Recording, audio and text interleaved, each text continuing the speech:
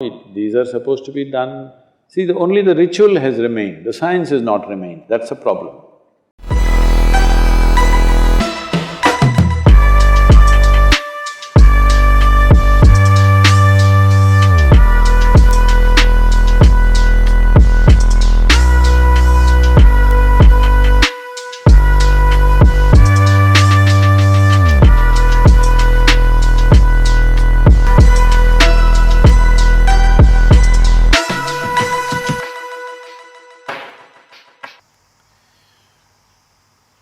After all, moon is a satellite for this planet and helplessly strung to this planet and making its rounds. So what is the significance? Why these full moons and no moons are held significant?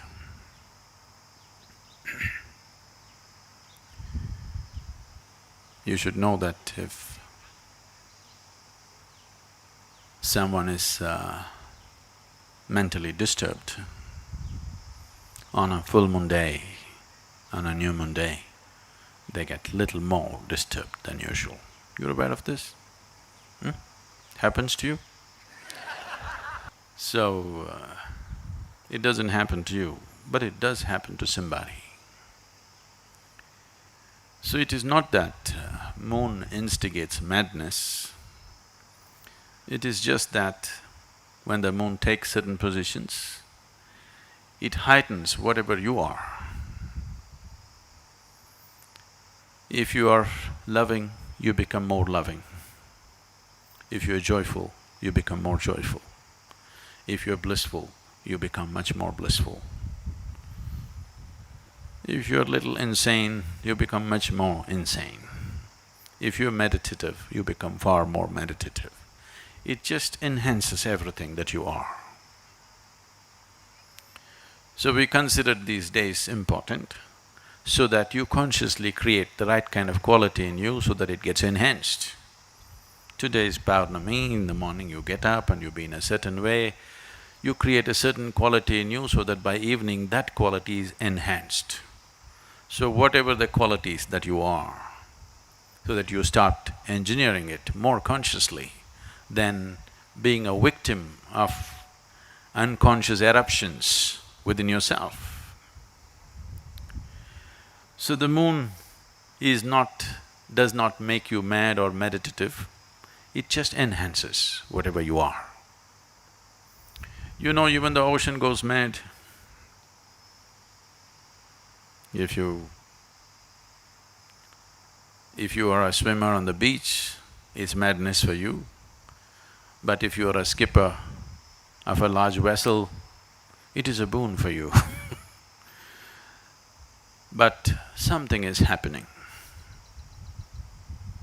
The very ocean is trying to rise. When the very ocean is trying to rise, the situation may be conducive for you also to rise, probably, if you are willing to make use of it. And moon's influence on human life is far more than that. To do anything with yourself, to be aware where the moon is could be useful because it creates different types of qualities and energies in the system. If one is aware, he could make use of it.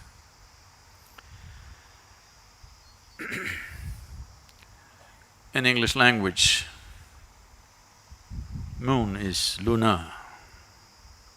If you take a step further, you become a lunatic.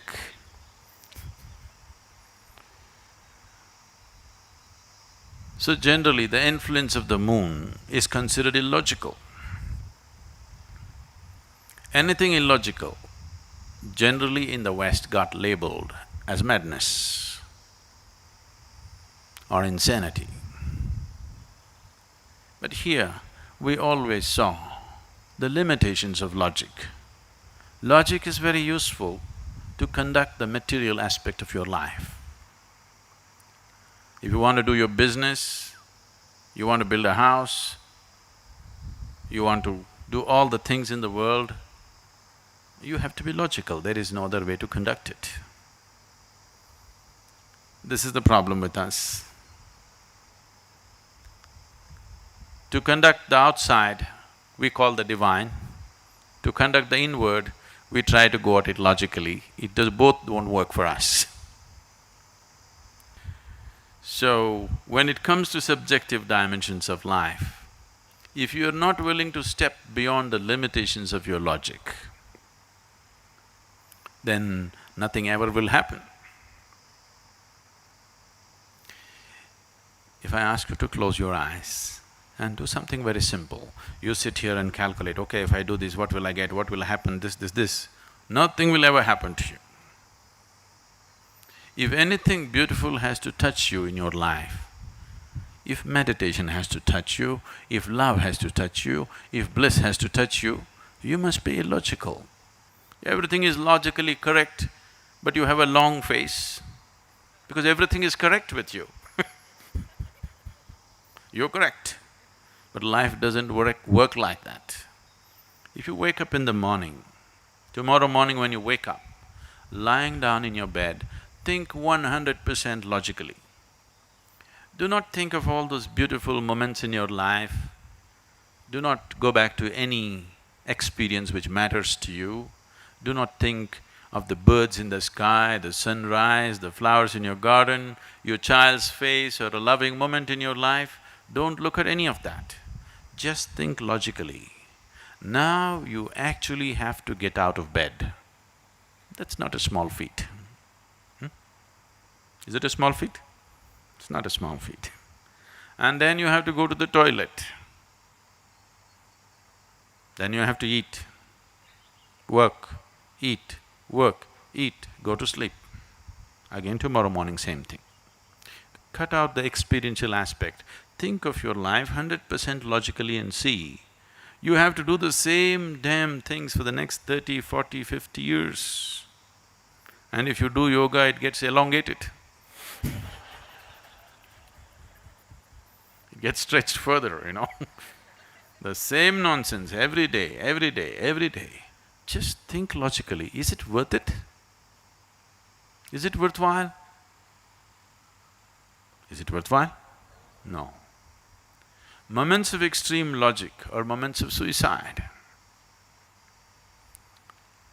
And all of you have been committing suicide like this, but you don't do anything these days in one shot. You do everything in installments. You're committing suicide also in installments.